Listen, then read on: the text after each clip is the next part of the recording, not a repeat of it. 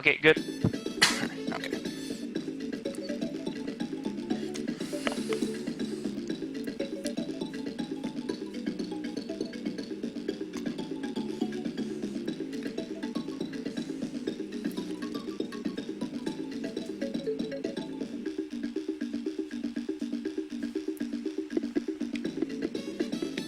Alright, I think we're good to go.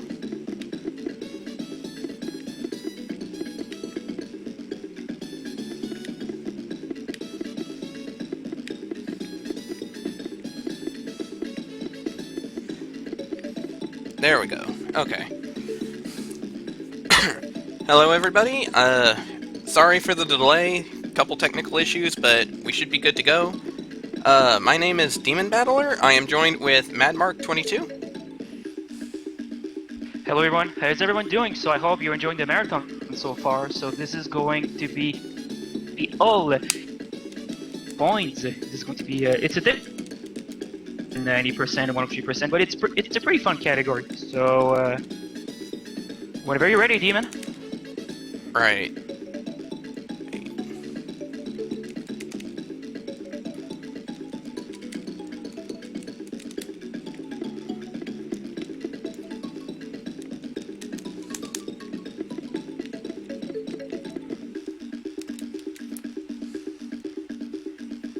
Hang on one second, I have to check real quick on...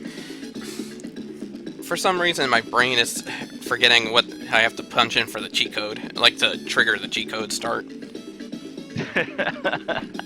That happens, don't worry. It's weird, too, because I'm so used to doing it on my own hand, just by muscle memory alone. So now that I'm trying to think how to do it, it's driving me nuts. So yeah, so first is that Demon's going to enter the, it's a developer intended cheat. He's going to type the water cheat code that he's going to do at the very beginning. So he's going to be as the maximum allowed by the game, and he will have free reign over the Lost World stages. Or should I say it? There we go. There we go. Back to... There we go. Okay. So yeah, all I have to do is just type in water, and basically what it lets me do is there's a waterfall that I can go into, pull off a little Simon Says, and I could get 85 bonus coins, which means I don't have to go into any of the bonus. I don't have to go into any of the bonus barrels here. So we're good to go there. Alright. So for those, alright, so here we go. In 3, 2, 1, go. So, for those who are... this, man. Thanks. So, for those who are a bit curious as to what the point here is, basically, we're going to go into every stage in the game, minus one specific one, and we're going to go ahead and collect the DK coin in each one.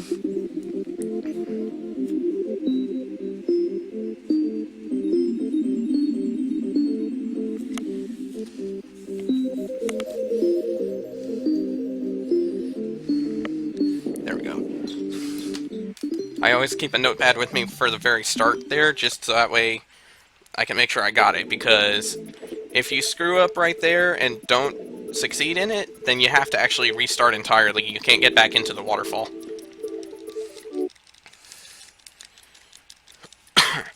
So, we're gonna go... This is a little bit of a middle ground between the standard any % run and the 103 run. So, we're gonna go into most of the stages, but some of these we are going to use the warp barrels, like in this one, we're going to do that. So, but what we're going to do is we're just going to skip the warp barrel for a second, come over here, collect the coin, and then warp.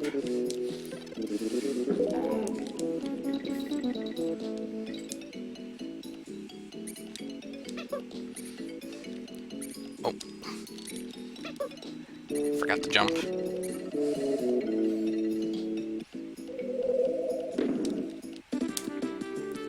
There we go.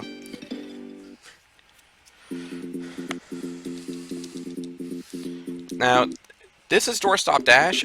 Each level in this game has different little gimmicks. This one we have to pull these levers in order to open some doors. And this is actually one of the stages where we're not going to use a warp barrel because it's impossible to get. Well, the problem is the DK coin is so far What into demon the. Huh? So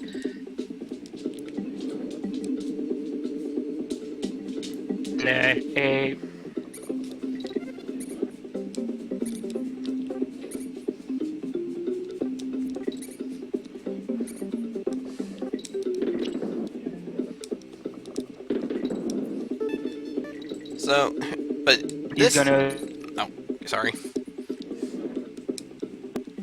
because there's some.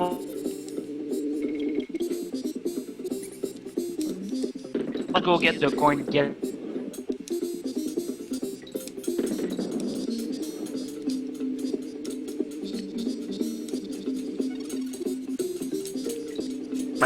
Just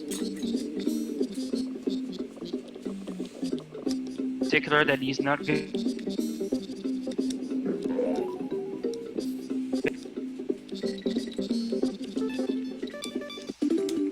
Whole level.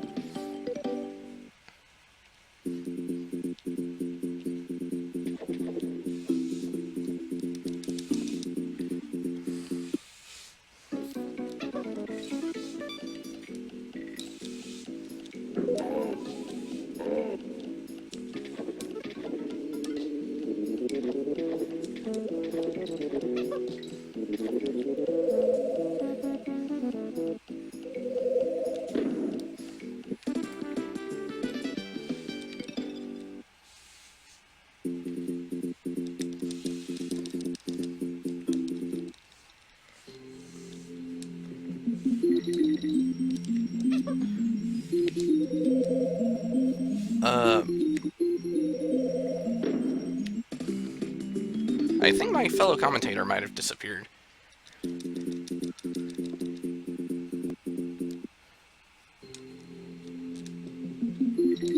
Okay, so basically each stage in the game has different little gimmicks. For the first two worlds, they have warp barrels that let you skip to the end. Some of them we're going to use, some of them we're not. And for right now, we're going to just, we're going to hit just a little after halfway here, collect this coin, and get out of here.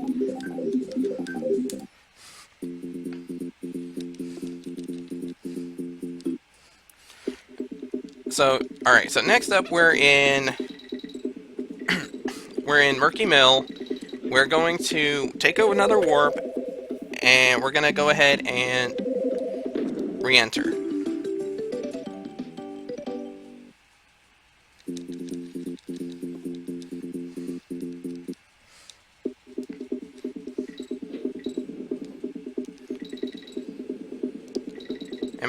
Am I silent entirely?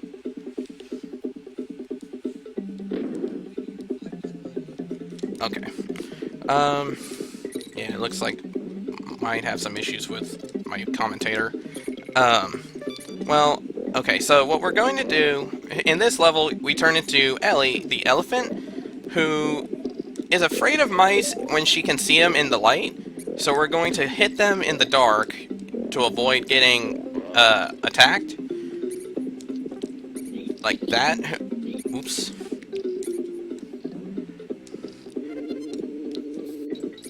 So normally we have to use these little barrels instead.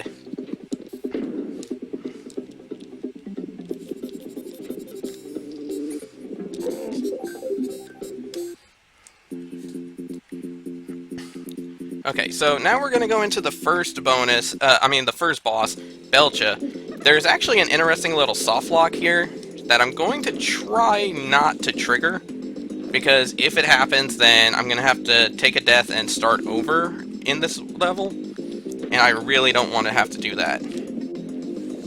Okay, 3 cycles, fine.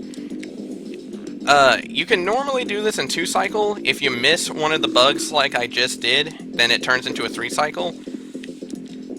And the soft lock is that if you throw the bug into the mouth right at the same time he hits the ground, then it triggers his teeth to pop out, and basically it results in one of two situations. Either his front teeth are left moving and you can't finish the level, or both of his teeth stay stay forward, and you can interestingly still finish the level that way, but it's a lot slower.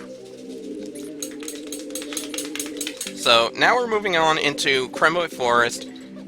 This is another stage that we're not going to actually use the warp barrel in, because the warp barrel is just a little under halfway in, and because the DK coin is about right after halfway anyway, there's not really much point to using a double entry. Like right down there is where we would go in to warp.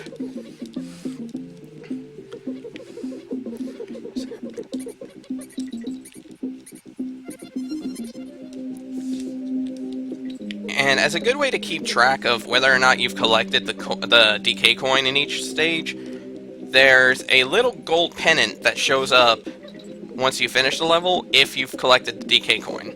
So as long as each of the main stages are complete and I have the pennant, I'm good to go.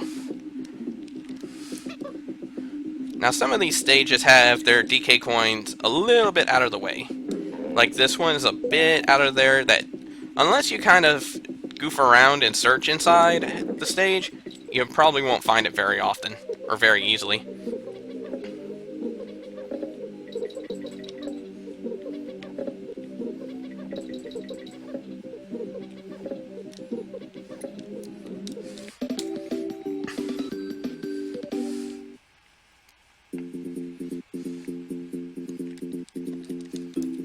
So this is a stage that we're going to be using one entry, but we will be using the warp.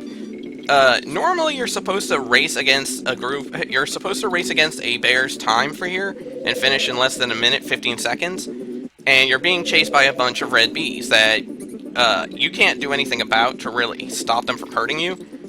But since we're using the warp, it doesn't let us count that as the time. So, but it's not important in this category at all, thankfully. So now we're going to move on to Squeals on Wheels. This level requires us to kill these rats in the wheels in order to unlock these doors. Basically, the first one shows it takes one rat to kill to open the door.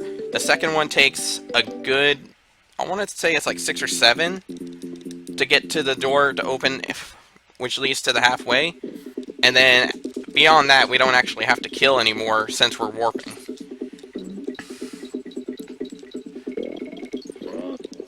Now the interesting thing is, like, if I jump into the rats from the wheels, I don't get hurt. The only way, they actually can't touch me. The only way that I affect them is if I have a barrel that I throw up into them, like so.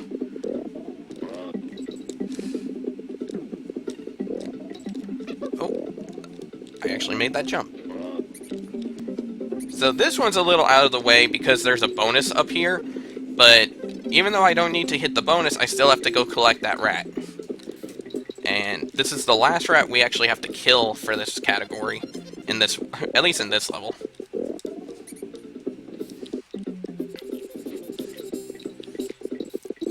I think Natural Route, this is probably one of the longest stages.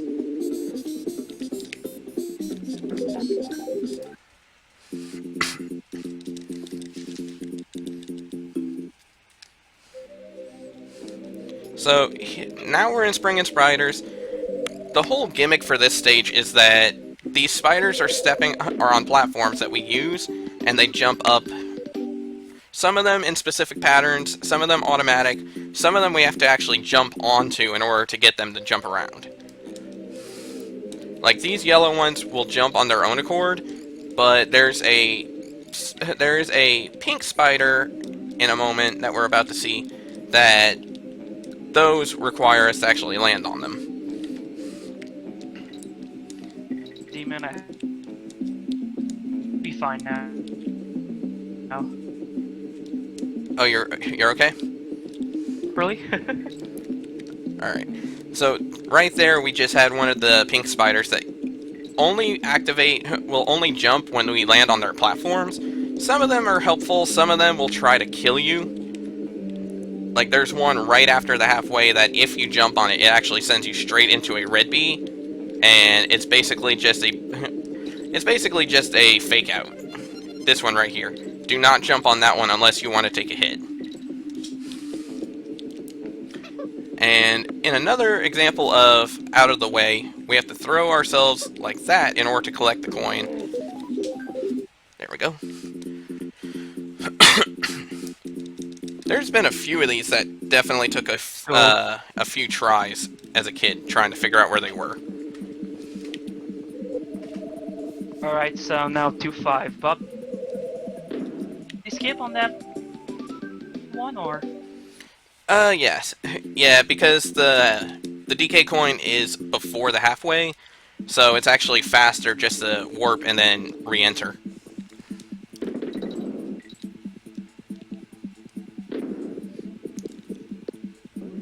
There is a way to skip Ellie, but unfortunately I'm not very good at it, and I'm definitely not capable of pulling it off right now.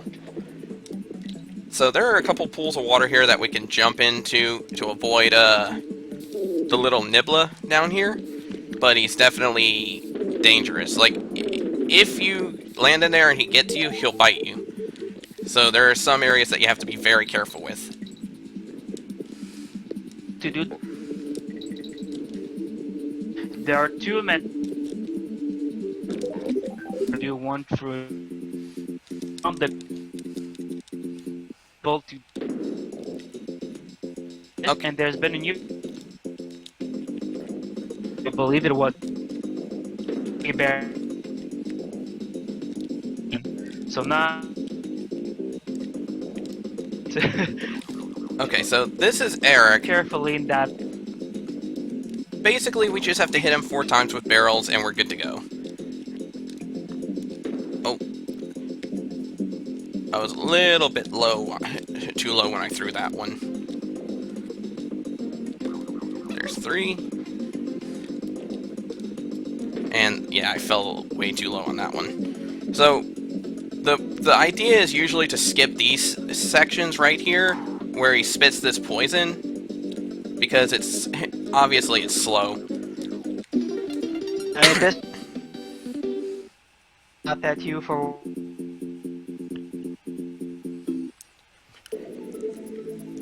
Okay, so now we've got a patch, and thanks to that, we could go back to Funky's, and he's actually going to fix a boat for us.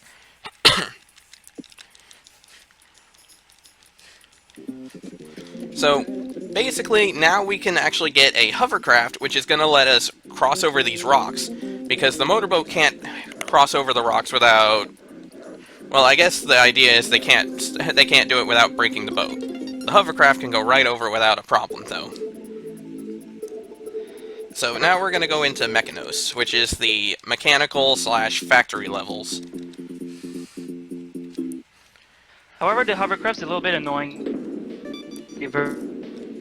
Yes, Just the control of the hovercraft is a pain to deal with at times. Thankfully, we don't have to deal with it too much because the worlds are close to each other. But speedrun, we call it. But technically, Wolf Force, so in that order. Yeah, so for those who... I'm noticing, I think Mark's having some issues with commentary, with his Discord again. Basically, Mechanos and Cotton Top Cove are unique in that you can choose which order you want to do the 2 worlds in, because they both provide the same reward for beating the boss, and you need both to advance anyway. So, whoa, that was close.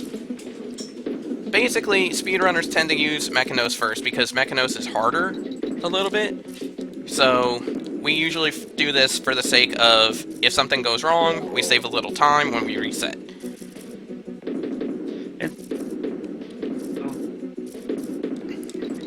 And coming up is a damage boost. We take a hit with Kitty, and we could jump up, and that saves about, I believe it's like 5 or 6 seconds? Saves about... Yeah.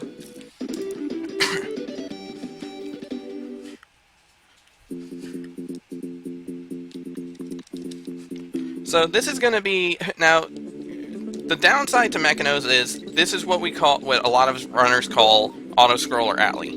Because there are two auto-scrollers back-to-back, one vertical here, and one vertical coming up and one horizontal here. And more or less it's just a pain in the butt to deal with. Sometimes the hitboxes are a bit awkward, like that. Unfortunately, I accidentally bounced into the wrong area, so thankfully though, I just have to take a hit in the bonus and I'm good. It doesn't lose too much time, it's just annoying at times to have to do that. But thankfully I'm not missing out on where the DK coin is. Sometimes if you enter a bonus, you can end up skipping that part and have to backtrack. Thankfully here, the DK coin is at the very end of these levels. At least when it comes to an auto-scroller, they're often at the end. Yeah, there isn't much to do. Scroller, but there, I believe it was clown. It was. You can jump on top of the railing and you can chase about 1 or 2 seconds. Yep. Now, fun little fact: if you don't jump into the barrel at the very end right there, and you slam into the wall, it doesn't matter how many Kongs you have, you'll instantly die. I learned that the hard way. So, now we're going into the other half of Auto-Scroller Alley, which is Ripsaw Rage. This level actually took me a good little while as a kid to get past. It's a vertical auto-scroller, and you have this saw that's coming up and trying to get you. And, I mean, like, this game came out in '96. I got it in, like, I want to say 2000, so I was, like, 8 years old. And as a kid, the idea of this thing coming up to kill you definitely was a good way to scare me. Especially because I was playing games that didn't really involve much more than, hey, jump on this platform and don't get hit. So, even then, the idea of getting sawn in half was a bit of a scary thought. For my soul, 2 auto. So he started crazy. Okay, so now there is a way to save some time in this level, because if you don't kill these rats, it saves 2 frames per rat. But at the current situation I'm at, I'm not really able to capitalize on that too well. So I'm just gonna play through as safely as I can, especially because with this being an auto-scroller, there's a lot of time lost otherwise. So I'd rather kill them anyways. Right, I'd rather kill them and lose 2 frames each than kill myself and lose 1.5 minutes, honestly.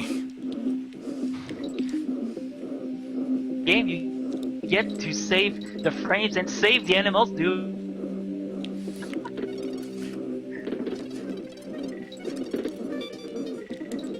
So, okay, so here we actually get a bit of an invincibility, which I don't really need, because the idea is you're supposed to, like, hop along on the saw, but you're able to team throw up instead, and that's where you collect the coin at the end of that level. So now we're out of the auto-scrollers and into Blazing Bazookas. I shouldn't have taken that hit for safety, but basically, in most cases, you also... Okay, I'm good. This is one of the levels where you really want 1 Kong, specifically Dixie, because having 2 Kongs is a little slower due to the fact that you have to go through a bunch of barrels that shoot you out, and I believe it's like a ½ second lost each time you have to go into a barrel with 2 Kongs, which over the course of this stage can definitely add up a little bit. So we ended up becoming Squitter, our little spider pal, and we have to use these platforms to come over here and change these barrels that are getting shot at coin into these metal barrels, which are the only kind that will actually hit him. So I'm going to go ahead and take this for safety. Oh. and we're gonna just go ahead and jump over here.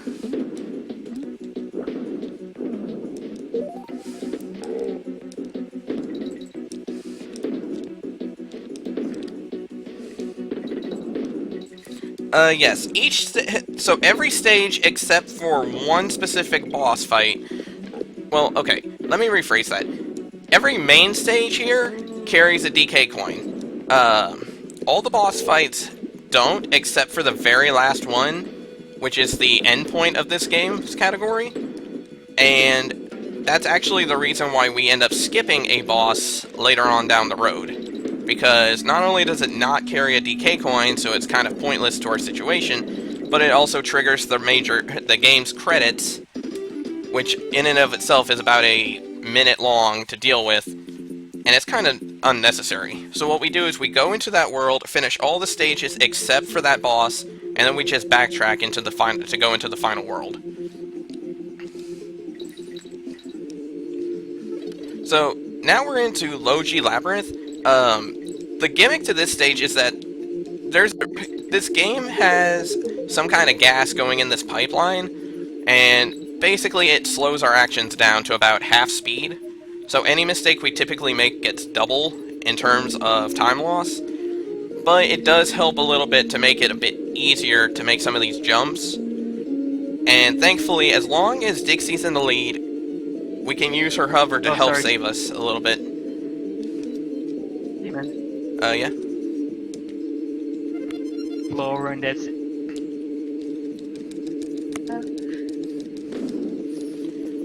So now we're going to use Quox, who is basically a version of Squawks. However, he can't, unlike the green version of Squawks, who can shoot eggs out of his mouth, Quox here can't, but instead he's able to pick up barrels, which helps us get through a couple areas. And I think I've managed to get this right. Yep. Okay, so that's a little trick that the community calls Vine Clip, specifically because it's reminiscent of a trick in DKC2. Unfortunately, I couldn't get it the second time around, so I'm going to be a little bit more careful with only one Kong here. Okay. So now we're going to have to come up here, and we have to come up here and take this hit and get over here real quick without getting nailed. And over here is where a coin is, and thankfully we get a barrel when we get out of Quox instead of having to go back up here to collect it. Unfortunately, because I'm Kitty, that's going to make this end section a little bit difficult. But as long as I'm a little careful with where I jump, I should be okay. There we go. Hurry with Kid. Okay, so for those who notice, I'm actually playing on the U version, and the reason is because, well, there is a couple areas that I am more proficient in later on that the U version helps me with, but this is one of the big ones for me. There is a trick you can use where you can infinitely team throw in the air, and I'm going to use that to try to get through Chaos's sections really quickly. Okay, that's 3. So this might be a 3 cycle, I believe.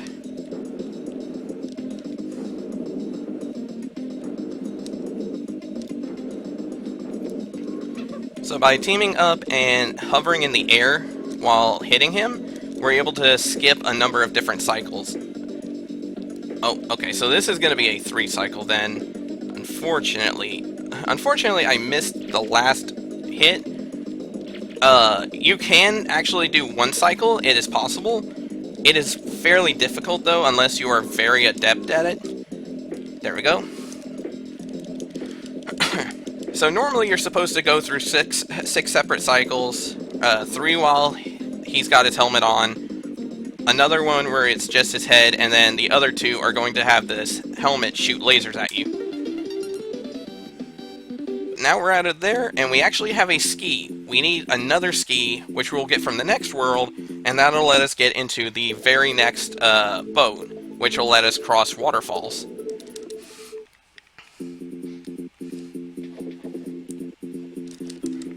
So, Cotton Top Cove is basically the required by gaming law water world, and it's got numerous different levels, most of which require some kind of water work. Like here, we're just going through the water and avoiding barracudas, or as they're called here, bazas. And then there's going to be more dealing with some of the fish and other issues and waterfalls and whatnot. It's a fairly easy world, more or less. But it can be a bit repetitive. It can be a bit repetitive and a little bit boring sometimes. Nice little quick skip right there. The only downside to that is it makes you skip the halfway barrel, but usually it's not that big a concern.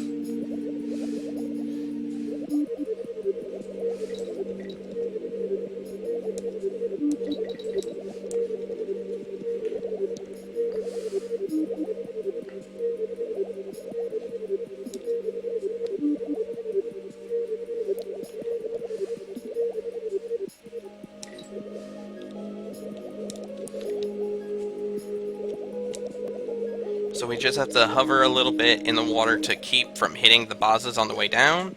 And thankfully for us, in most of these stages where you're in the water, the DK coin is set at the very end to make it easier for you.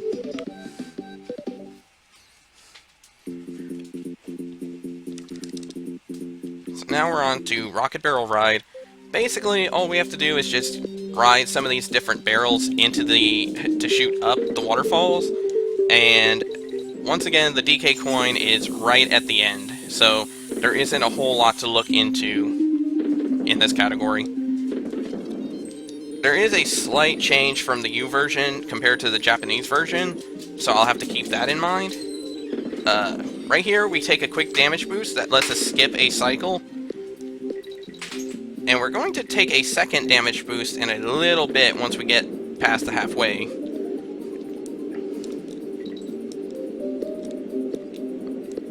To the left right there with those knickknacks, they have a bonus barrel, but we don't have to worry about that, thankfully.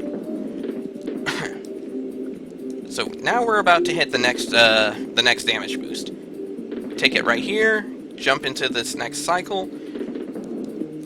And we're about to come up on a little area where we could skip a bit of the stage. But in order to do so, we have to collect our little friend Dixie again. So we jump up here, team throw, and right there.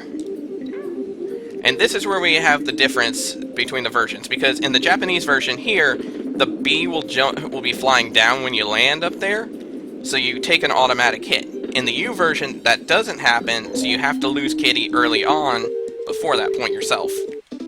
But we have our coin and we're out of here. So now we're on a next level called Creeping Clasps. This is one of my personal favorite stages because of the music and just how it works. This is one stage where, for the most part, we're gonna stick with one Kong because having two lags the game pretty good. The whole gimmick here is we have to stay on these ropes to avoid getting eaten by Nibla down there, but we also have to avoid these red clasps, because if they touch you, they go boom and you die. For safety reasons, there is going to be some lag, but this part can get a little bit rough, and that's why I'm going to have a secondary Kong just in case.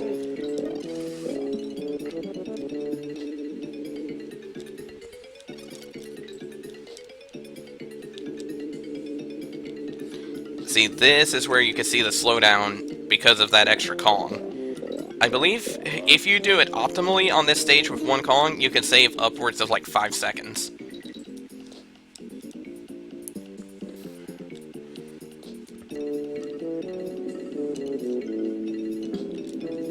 Oh, and I wasn't far enough. Okay, so what you're supposed to do is throw it here, jump, and there we go.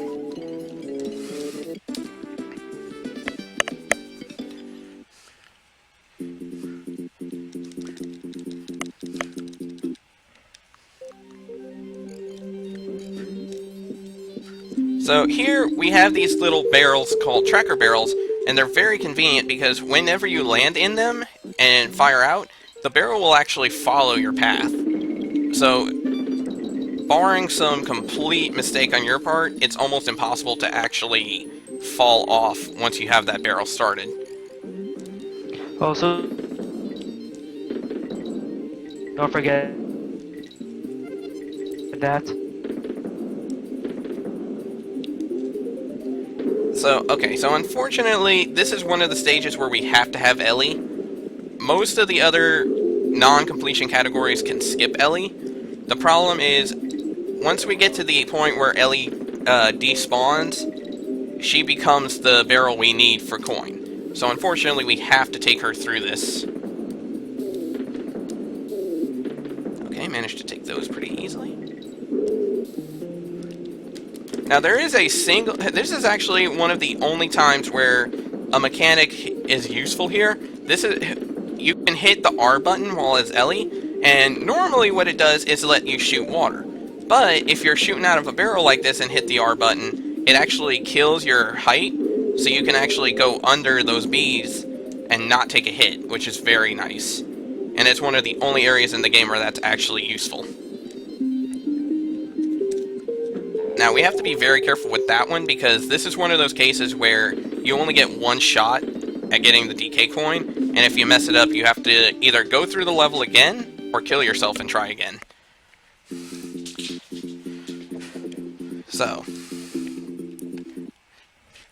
So this level is called Fish Food Frenzy. Basically, we've had to deal with Nibla the entire time in this world, for the most part. Now he's our quote-unquote friend. And I say friend very loosely because we have to feed him fish.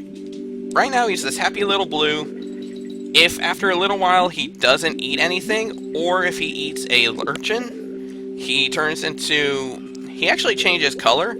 He goes from blue to a little purplish to about a pinkish color, and then to a red color. And if he turns red, you're dead.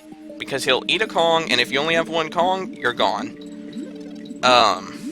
The good thing, though, is if you have two Kongs and he eats one, he goes back up 2 colors, so he turns purple, which can bide a little bit of time if necessary.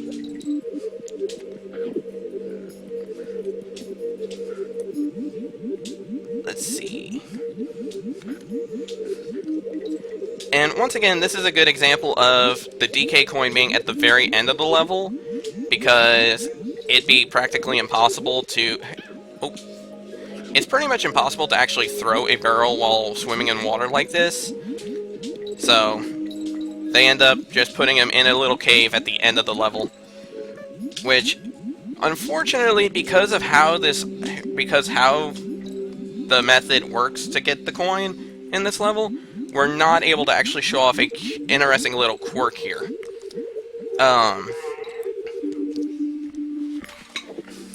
Basically, they give you a DK barrel right there because you have to team throw in order to get up here and collect the DK coin. And the reason this stops a quirk from being shown is because the next stage, Squirt Showdown, is actually the only boss in the game that doesn't give you a DK barrel at the start. And the reason is actually kind of simple. The reason is because this is one of those few times where you can't actually take damage. So, the only way you can die is if you fall off these ledges, or the waterfall or squirt shoots you off. So you can't actually lose a Kong. Because of that, they don't bother giving you a second Kong, because you're never going to need it, essentially. But this one's pretty easy. You just shoot the eyes twice each. The first round gives 1 cycle of water shooting. The second and third will do 2, with the third one being a little bit faster. So it's more or less just avoid the water, hit them 4 times each, repeat go 3 times, and you're done. In terms of a boss level, it's very easy.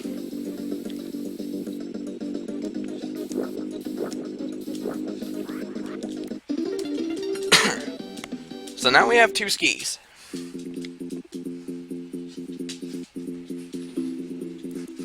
So all we have to do, so now we just go right back to Funky, and he'll take these 2 skis and create a new thing for us. he's going to create the create the jet ski for us. So with that, we can shoot up waterfalls and access areas that we couldn't before.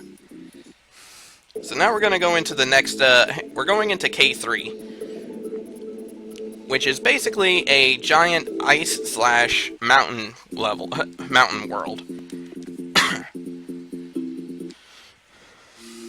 Yeah, Squirt was definitely one of those levels that can throw you off, like, visually, and it's creepy. So, Crevice Creepers here, we're dealing with the class again, and this time, instead of going horizontally through the level, we're climbing vertically through these ropes.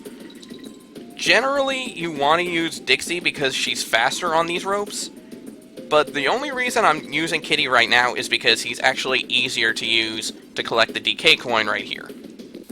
Because normally you have to take this and fling it up and, like, try to distract coin fast enough, whereas normally with Kitty, all you have to do is just you just have to pick it up, go under him, and jump, and it basically hits the hitbox for you.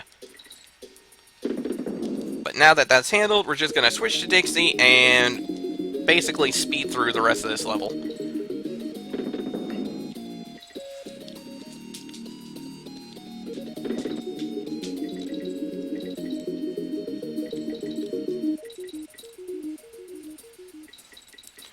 If I remember correctly, I believe Dixie can jump the frame after she lands on the rope, whereas Kitty takes a few extra frames. And that's kind of why she's a lot faster, because she could get up and off faster. And we're done with Crevice Creepers. So now we're going into Tearaway Toboggan, which is basically the same as Demolition Drain Pipe, just with a white coat of paint thrown on top of it. It's the same kind of deal. A few more enemies to deal with, and a lot more. Honestly, it's a lot more dangerous because there is actually one area that we're about to see a knick-knack right there. If you hit that knack, you have to hit the jump button within 3 frames, or you're going to fall straight into a pit and die. So if you see someone hit that, expect to hear a lot of frantic button mashing.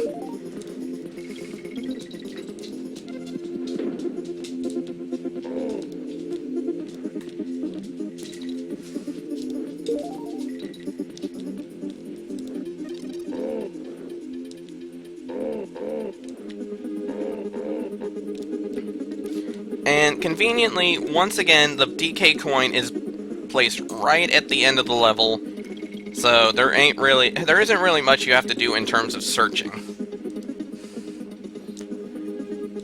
So we just come over here. We're going to actually swap because the next stage requires Dixie in order to access the DK coin.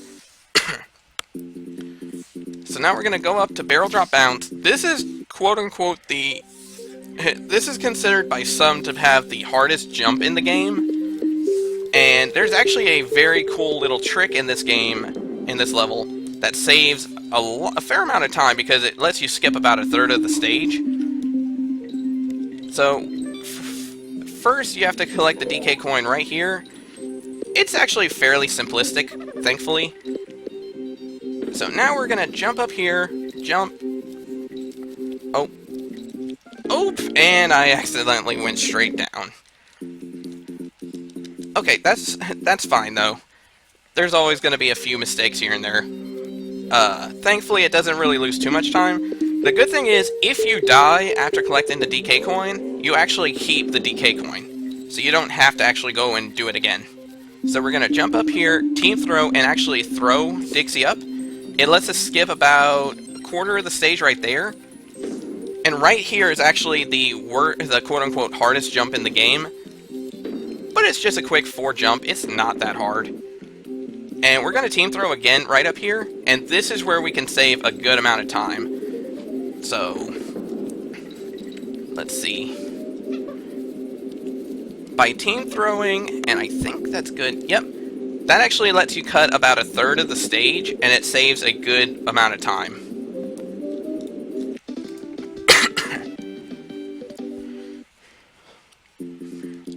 So now we're going into the next level, Crackshot Croc, where we're going to be playing as Squidder again, and this time we're basically we're going to be invading this factory. And as a result, we're going to have our security guard friend over here trying to take pot shots at us. So what happens is, it's going to load up and lock on, essentially, here and there, and when it does, it's going to shoot a fireball at us. And we have to do our best to avoid getting hit. Which, that almost happened.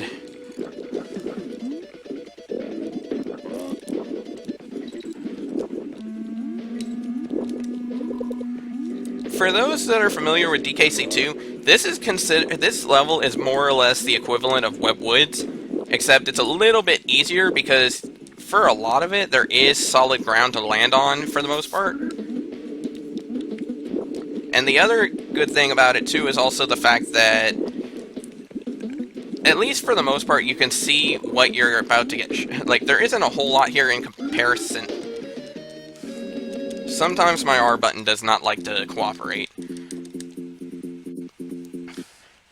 This is kind of the downside to this is also a downside to DKC3. The thing is, DKC2, you're able to hit the L and R button at the same time to create an instant web platform. Here, you have to usually wait at least a frame in order to do it, and sometimes my R button likes to stick on me and not register.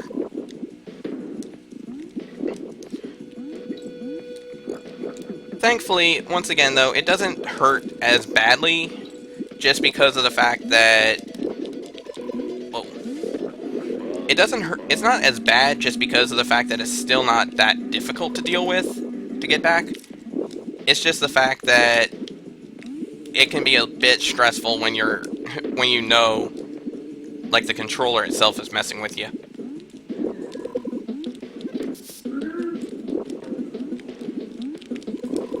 Thankfully, you can actually stand in between those two platforms, like in between vats like that. But even still, it's usually good to try to get out of there as soon as you can.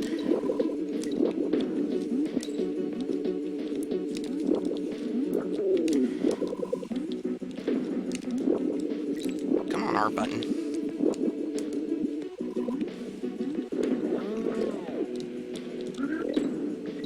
Okay, I couldn't slip out of there in time.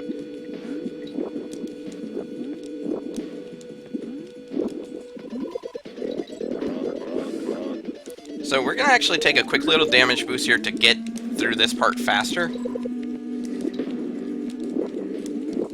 And there's actually a DK barrel right there, so you don't actually have to worry too much about losing your Kong. So there's one last section here, and for those that are sitting here and thinking, well, wait, where's the coin? Once again, they conveniently put coin at the very end of the stage, but also put it to where you only get one chance. Thankfully, though, it's very easy not to mess it up as long as you're Kitty.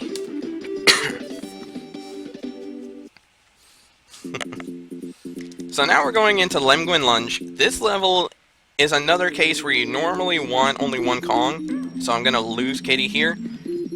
There is a lot of lag, and it's because of these. These are Lemguins. They're basically penguins with lemming-like qualities, in that they go in a single direction, and oftentimes will careen themselves into a pit. Now, they have some of the worst hitboxes in the game, because if you hit them on the back or in the front, like on their belly, you're fine. But if you hit them on their beak, or if you hit them on their feet, then that'll hit you and hurt you. So, it can be very finicky.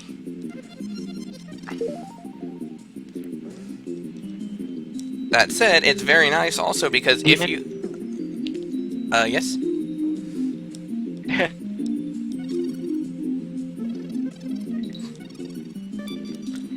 Got that earlier. Alright, so normally I keep one Kong, but I'll grab a second one for the safety here, because that usually lets you end up getting hit right away.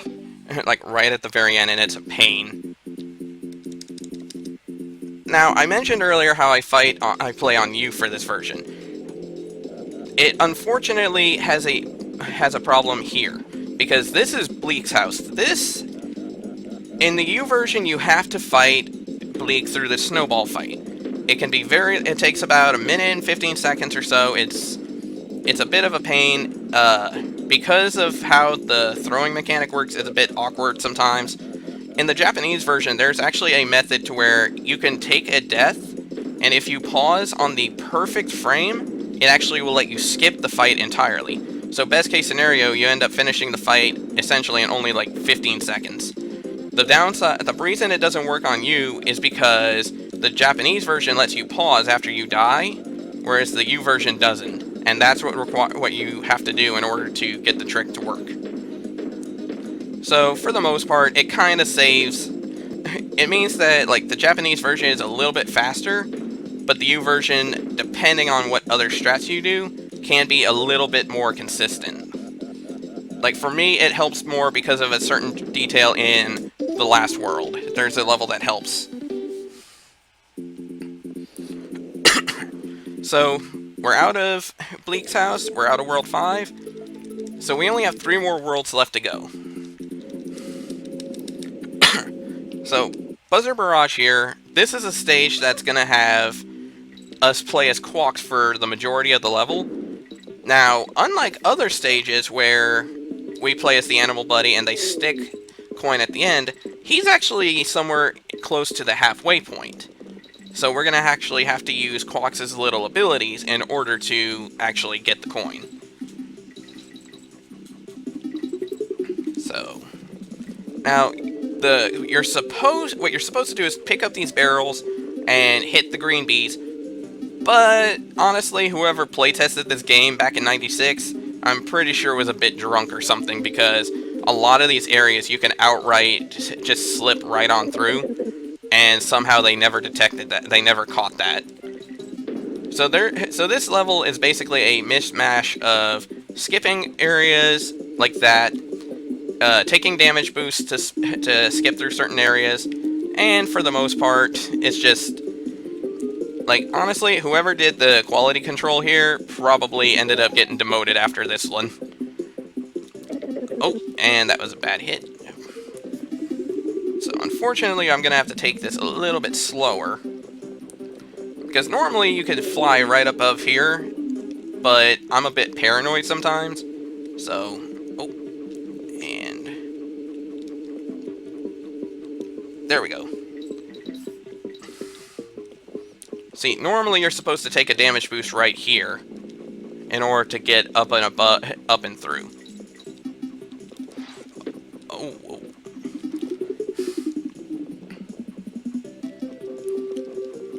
But thankfully, out of the woods, and there's a nice DK barrel right there.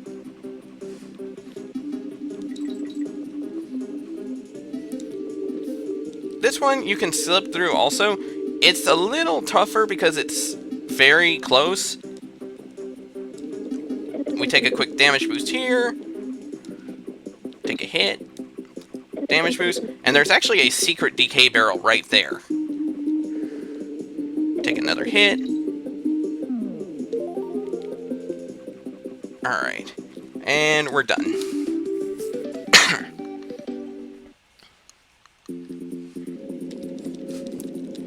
So, now we're going to go into what is often referred to as the Burn Your Rope update, because this is about a 3-minute long auto-scroller. It's nothing but vertical climbing, so a lot of runners tend to use it to explain their audience. Sometimes, depending on if people just pop in, it's a good way to help explain whether or not the run is doing well, or whether they've been having some issues with here and there, or stuff like that. Usually it's a good way to shoot the breeze and let someone, like, essentially find some enjoyment out of one of the most dull levels in the game. Though it does have at least beautiful music to go with it, which is nice.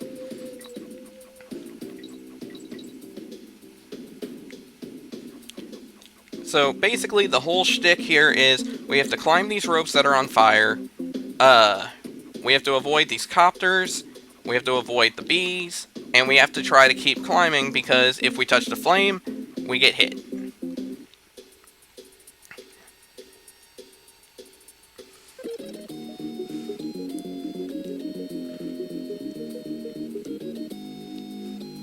And then every so often we just have to jump from rope to rope.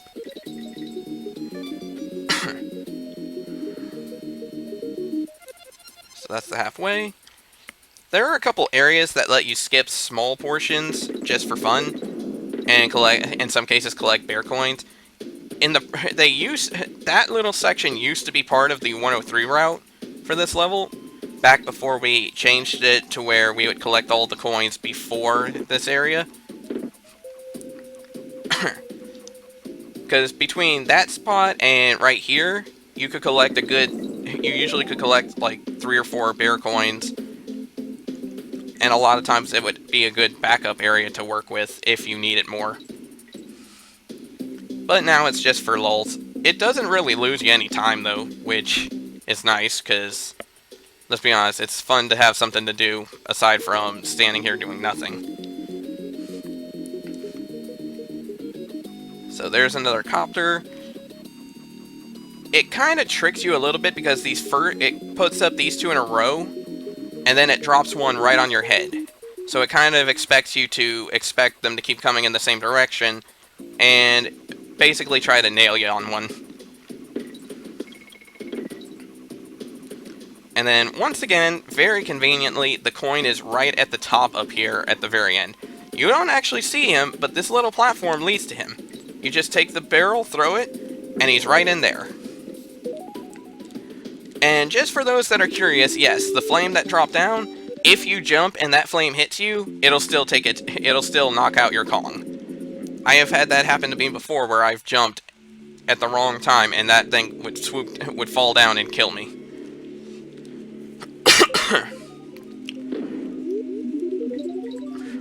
So, this is Floodlit Fish. This level, the entire thing is in the dark. The idea is that you're supposed to be hitting these Gleamin' Breams, which are these big yellow, glowy fish. Oops. Right here. But that's kind of slow, it lags the game a little bit. So, we usually just go in the dark. Unfortunately, I took a bad hit, so I'm going to have to be very, very careful here. Thankfully, On Guard in this game is very good. This might actually be the best version of On Guard in the trilogy. Because as long as he's lunging, there's actually nothing that can hurt him except for these Lurchins. And even when and only during the frames in which they are completely closed up. Unfortunately, because of how that works, there is an upcoming part that can actually hurt you if you're not careful. So you have to time things just right in order to go through them without getting hit. I'm not 100% consistent with it, so I'm going to be a little slower and a little safer.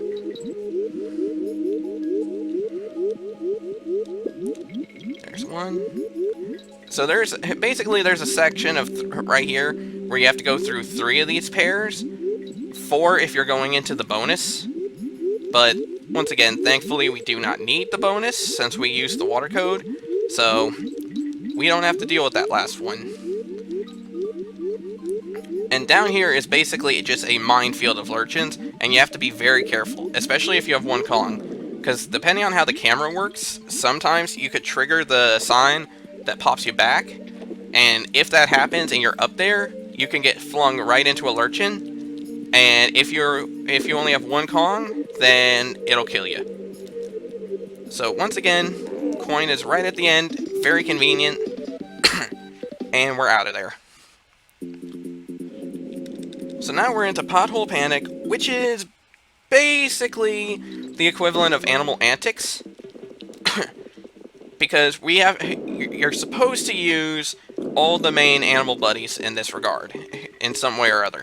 Squawks, On Guard, the Swordfish, Ellie the Elephant, and Squitter. Squitter the Spider. However, we're only going to use 2 of them. We're only going to use Squawks and On Guard.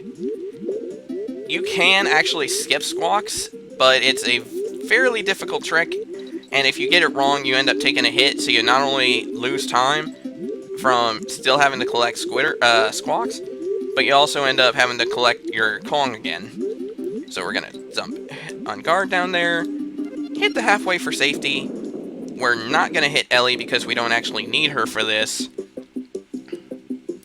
Ellie and Squitter in this case are only necessary if you're going for the bonuses.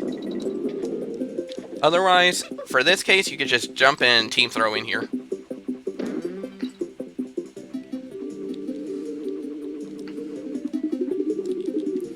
Gonna go a little slow to avoid that. And then right up here at the end is where coin is. So you have to just team throw up here. Oh. And then you just collect the coin and bounce it off the rocks. There we go.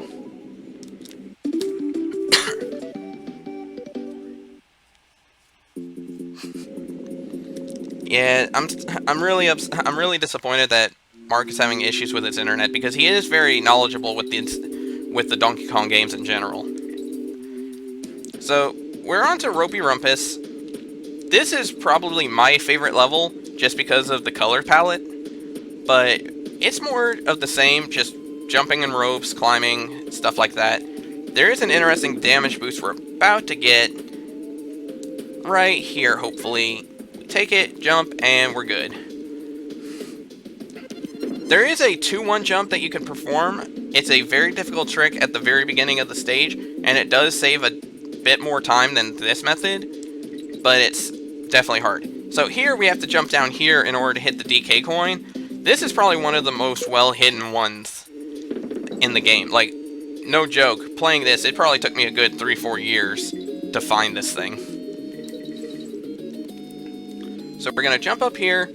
Thankfully, we don't have to hit that box that has Parry, the parallel bird. In this case, if you get Parry to the specific spot at the end of the game, in the end of the stage, she becomes a bonus barrel.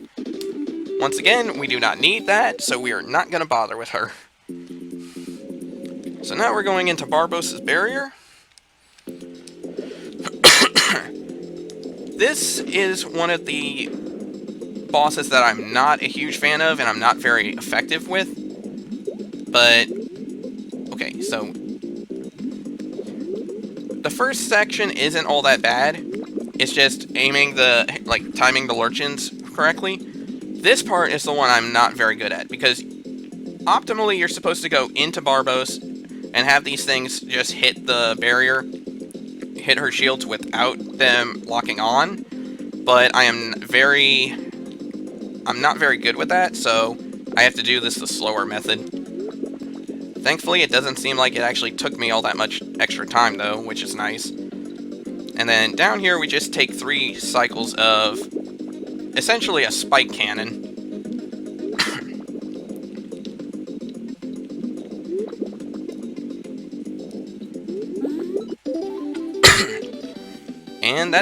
and that's Razor Ridge done.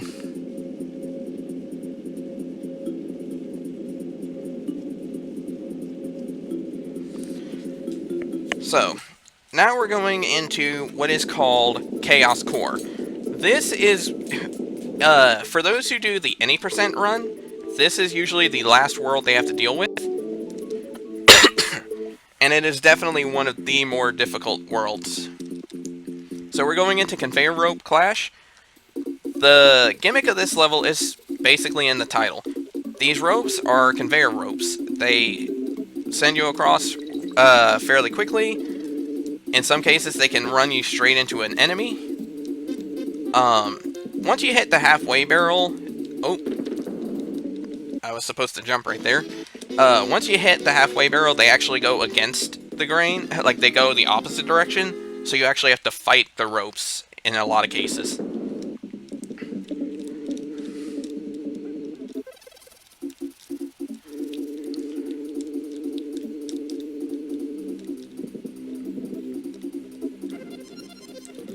See, like right here, that rope will go the opposite direction. Some of these still send you they still send you forward, but they definitely are a bit faster, and it can be a bit more dangerous. Oh.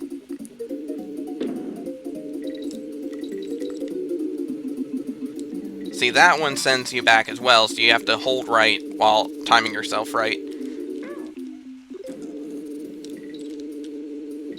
I was going to save that for a damage boost, but okay. So what I'm going to do is I'm going to jump down here, and this is where we have to get coin again. Once again, they put him square in the back.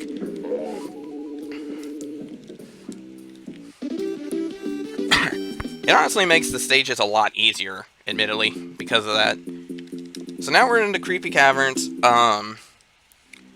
This is one of those kinds of levels where RNG alone can make a huge difference. Because some of these barrels are put right here, for example, are on, I believe it's a global timer. It's either a global timer or at the very least a set pattern. And you have to hit, like, you have to hit them at specific times. There we go.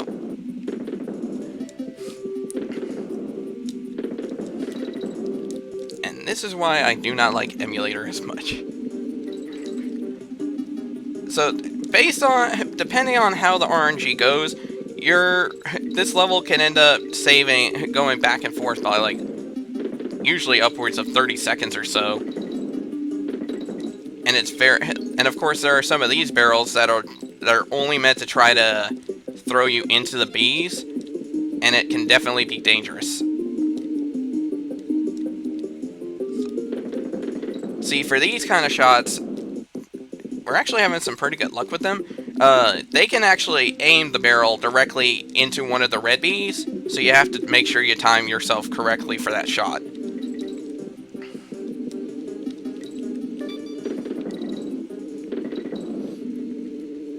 Yes, Mad Mark is right. You can actually pause buffer to kind of get an idea of where the barrel's going to be. And that's going to be bad, yeah.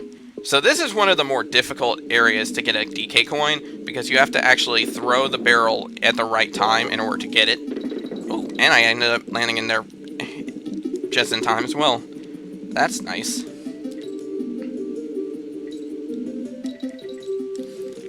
Alright, and we're out of there. And now we're into one of the most annoying levels in the game, Lightning Lookout. Basically, this one has given me nightmares as a kid, because you're traveling through, and there's lightning that is position-based for the most part. It has different areas that it'll aim at, and then I believe it's like every third or fourth shot, it predicts where you're going to be based on your movement. So you have to, a lot of times you have to go back and forth to try to avoid getting hit. And you also have to be very careful in the water, because if you're in the water and the lightning hits the water, then wherever you are, you're going to get electrocuted. So this is another example of being very careful, because you only get one chance. Okay, so I took a bad hit. I took a hit there, but that's fine. Thankfully, whenever you break a DK barrel and get a Kong, it temporarily pauses the lightning a little bit. And another advantage too is if it hits a red, it doesn't necessarily work entirely with the water, but if the red bees are there and the lightning hits them, it kind of helps to block the lightning a little bit.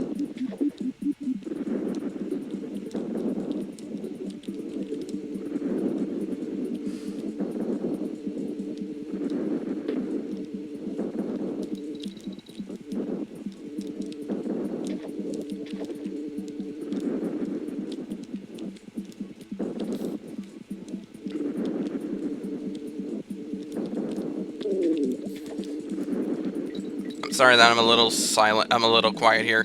This level still continues to stress me out. Alright, we're out of there.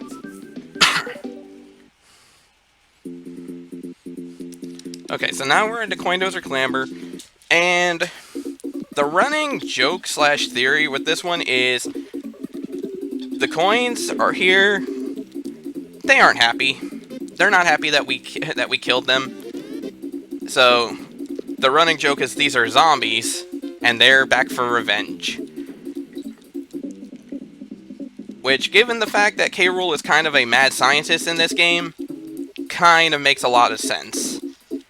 So yeah, the whole gimmick here is they will chase after you. They go one direction, they will basically ram into you and try to knock you into a pit. So you have to use their shields as platforms in some cases. And you have to be very careful because they have some really bad hitboxes too. So you could end up clipping into it and getting knocked back, because once you get started and getting knocked around, it's very hard to get yourself out of it. So here we have to jump over and basically do like we did for what was that? For blazing bazookas, we have to do the same kind of trick in order to get the coin here. And once we get no. And that right there is exactly what I meant when I said that you have to be very careful with the hitboxes.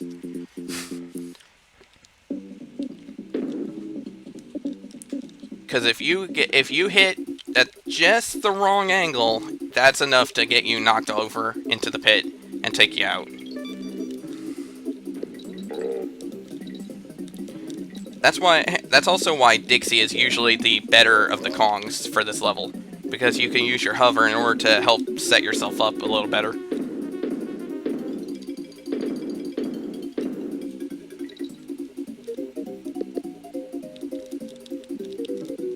We're gonna go a little bit slower for this. Okay.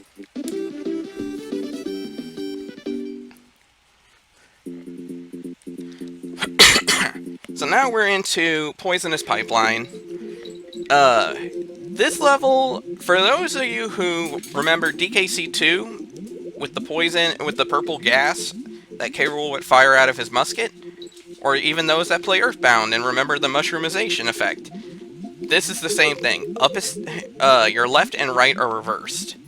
So it takes a little bit to get yourself used to it, and in some cases, whenever people will play this casually, sometimes they'll try to flip their controller around or like remap their emulator to feel a little more comfortable with it. You're not allowed to do that in a speedrun, unfortunately, so you have to just take it as it is, which thankfully is not too difficult once you get the hang of it. Up is still up and down is still down, so that helps a lot.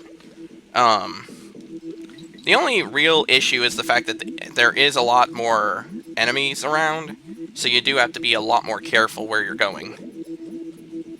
And of course, with it being water, oops, your movements and whatnot can be a bit delayed. So I'm gonna be a little slower right here, because I took a hit and I don't want to take another hit. But I'm gonna switch to Dixie. So, once again, like most other water slash pipeline stages, they did put coin at the very end, and that actually sets its own little bit of trouble, because once you get out of the, whoa, that's actually the wrong spot, that's for the bonus. Once you get out of the water, your controls are back to normal, so you actually have to set yourself up well enough to where when you hop out, you're back to normal. Like you're able to control it normally again. So, now that we finished that stage, you see that castle? We're not going to that castle. That's the one that, once it finishes, it goes to the credits, and it doesn't give you a DK coin, so there's no point to it. So we're actually just going to leave that alone. So, for those wondering where the last world is, these rocks are actually where the world is. You have to go and spin around these rocks. I don't know if it's a specific number of times, or if or what. It definitely can take some time, or it can be really quickly, but once you trigger it, right, the world will come up, and boom, Krematoa. And this is where we needed the water code for, because this bear, Boomer, doesn't actually take the regular bear coins like other bears do. He only takes the bonus coins. So what we're gonna do, that's why we took the code. We get the 85, we give them to him now, and he unlocks all of the world's stages. So we're currently down to just 6 more stages and we're done. And this is Stampede Sprint. the gimmick of this level is we're going to be playing Ellie again, and because of the fact that elephants are quote-unquote afraid of mice, Ellie's going to get spooked by these rats, and we have to just time our jumps in order to avoid these enemies and to avoid running straight into a pit. That hit's okay. I do kind of want to get Kitty in the lead, so it's not that big a deal. We could bounce off of them, collect the barrels. Now, as long as I don't take another hit, like I just did, okay. There is another barrel, DK barrel right here, so it's not as big a problem. It just means I'll have to switch again. So we take 2 more take 2 more jumps, and once we land in here, that's it. Thankfully, though, Ellie becomes the barrel again, so I'm going to switch to Kitty to make sure I throw this well. Throw it up here, and boom.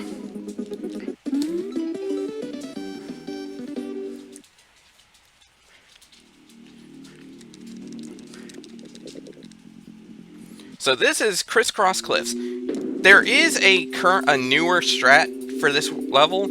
However, it's something I'm not capable of. And this is actually another reason why I play on you, because this actually works here. It doesn't work quite as well on Japanese version. Basically, you could jump by teaming up and hopping on these barrels. You can actually throw on the side right here, and basically bypass the bees. The reason the Japanese version doesn't work is because a lot of these areas have 2 red bees in a row, and they put the height just enough to where you can't actually team throw up like that. But the newer strat that some of the other runners are capable of, I believe does work for the Japanese version. So in some cases it can be a little faster, but for what I'm capable of, this is probably the best situation. Okay. Well, okay, so unfortunately I took a hit there. However, it's not that bad because there's an easy way to get across right here. Oh. Darn it. And conveniently, there's another DK barrel here, so I'm able to put it back anyway. Set myself up for the last throw. So we take a hit there. We jump up here.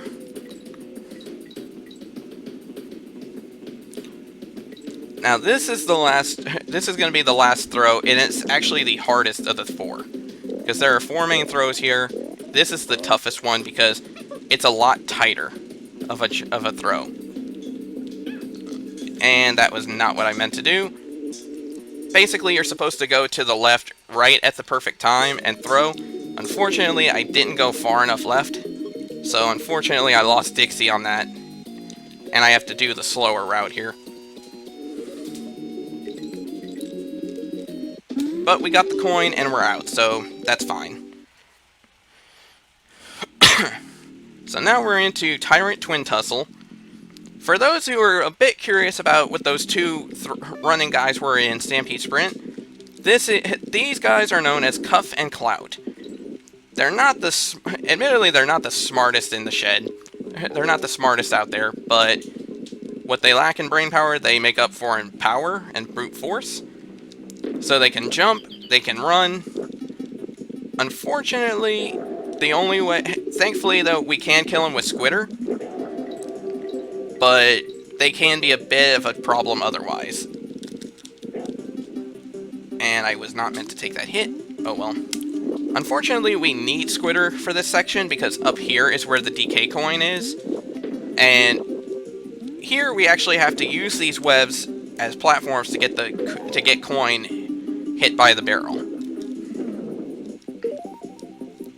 So now that we're in the halfway, okay, that web managed to actually hit one of the Cuff and Clouts, so it managed to despawn the other one. Unfortunately, now we're in a bit of a different way, because these guys can actually run faster and jump around. They can either jump around faster or closer up like this. There is a way you could get through there a bit easier and actually slip through, but given that what we need here, honestly, it's just easier to take the damage boost and get out of there. Especially because we get a DK barrel right here. This is Swoopy Salvo. Basically, that little bird that just swooped, there's going to be a bunch more like that. And unlike him, a lot of the other ones can actually hurt us. So we're going to have to be a little careful, because these guys will swoop down, and if you hit them, or more specifically, if they ram into you, and you hit their beak, that's going to hurt you. Thankfully, you can shoot them down with squawks, and you can actually jump on top of them as well. Now, this is one of the hardest parts in the game, and taking that hit actually is going to make things even more scary now, because in order to find the DK coin, we have to come up here. Okay, good.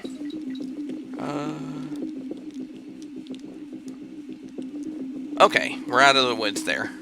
Thank God. And once again, it's just a case of we only get one chance for the barrel, so we have to make good use. But now that we're halfway, we got Kitty, and this next half isn't necessarily easy, but it's easier. To quote my friend Raikou Rider. Now, here, these guys won't hurt us, but we could just team throw, we don't need them. Not a big deal. And up, we just passed where the last DK, where the last bonus barrel would be, but we don't have to deal with that here, thankfully. So, once again, we can actually save a little time by team throwing through here. Now, we have to be very careful because there's actually a soft lock you can do depending on how it's, like, the situation with the next level. Darn it. And that's why I'm trying my hardest not to get hit here.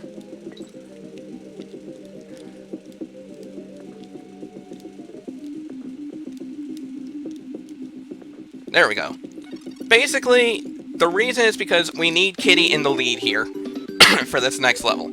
If you start with Dixie and collect Kitty and then Kong swap, it can end up soft locking and sending you into a level that you really don't want to deal with, because there's no way out. So, Rocket Rush is the last quote-unquote normal level, and it's actually a bit like Poisonous Pipeline, because you have your left and right reversed, and they act as thrusters here. Unfortunately, you have to use the up button, because if you go too fast and hit a rock, it'll kill you instantly. This is one of the levels I absolutely despise as a runner. And while you're doing all this, darn it.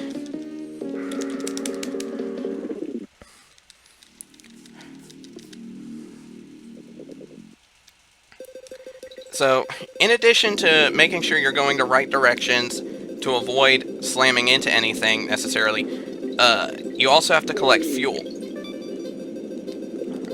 Because if you run out of fuel and fall, like once you run out of fuel, you lose all control of the rocket, and at that point, it'll hit something, it'll land, it'll hit the ground, and you'll die. Thankfully, you can actually hit these red bees with the thrusters and kill it. Come on.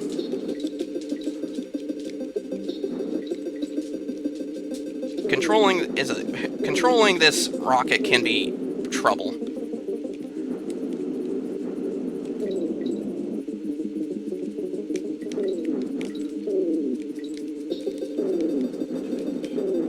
Alright, so the halfway's done. Thankfully, from here, it should be a little bit easier.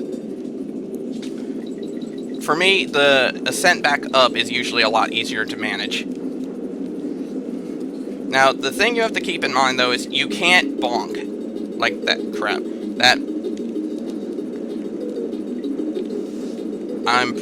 Okay, so unfortunately, this is going to end up dying. I'm going to end up dying here again, because my R button refuses to cooperate, so I'm going to have to go back to left and right.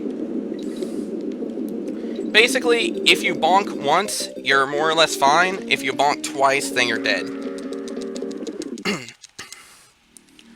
So, gonna have to use the left and right buttons this time instead of the L and R, which I'm used to.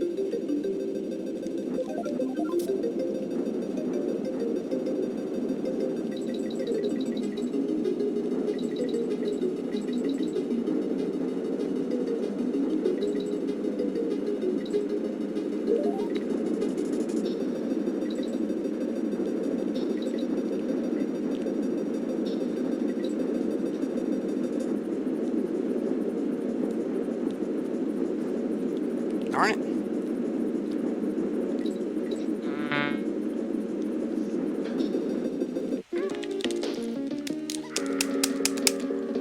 Ah.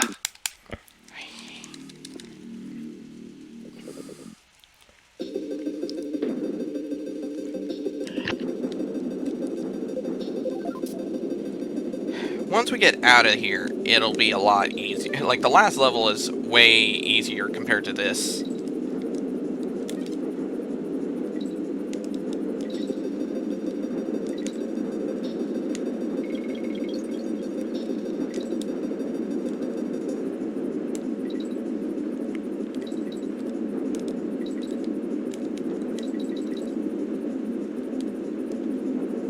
There we go. Unfortunately, I more or less had to mash my buttons in order, my R button in order for it to work. But that's it. We're out of there. So now we're down to the last level. So, in case some of you didn't notice, each of the stages in this world, we actually got a cog finishing the levels. And by putting all 5 onto this little machine that's behind Kitty, it's going to essentially uproot the final boss from his hiding spot, and then we just have to go in there and finish him off.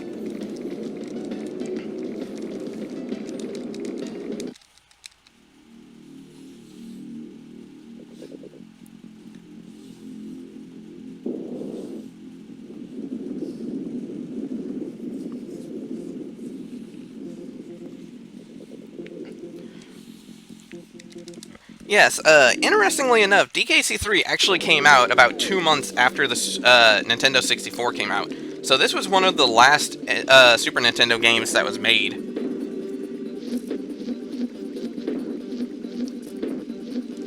So, okay, so for this fight, we have to throw these barrels into this area, and it's gonna hit K. Rool's, his jetpack. That's what we have to hit.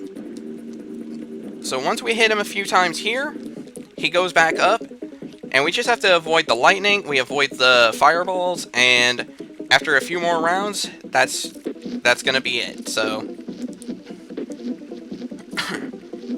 basically this game has a final level that's more or less taking up a lot of other things from different levels for its final fight.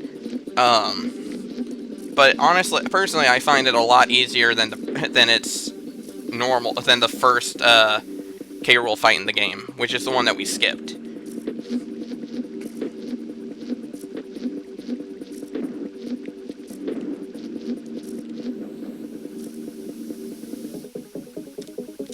So we throw it in there. Now there's 4 more hits. If you notice, for these last 4, lightning's gonna come out at one side and hit the barrel. For a long time, we thought it was completely random for the last 3 hits. However, shoutouts to OniLink86, who ended up pointing out that the needle at the top here, if you look, the needle will stop and at one point, and that's where the lightning is going to come from. So it made the final part of this level a lot easier than it was before. So we just throw. Oops. Okay. So we're gonna. Unfortunately, sometimes throwing can be a bit finicky. We throw, hit, and time.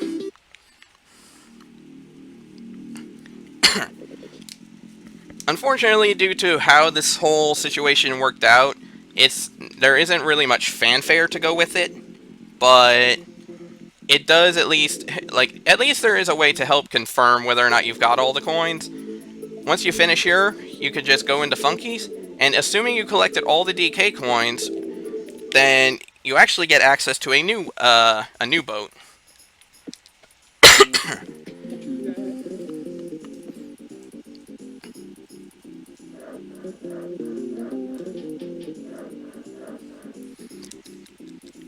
And see, and once you have all the DK coins, you unlock the gyrocopter.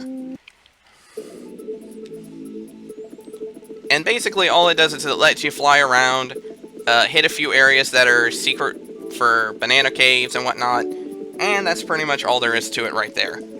I do apologize that my run went over estimate because of a few technical issues. I apologize for the technical issues to begin with.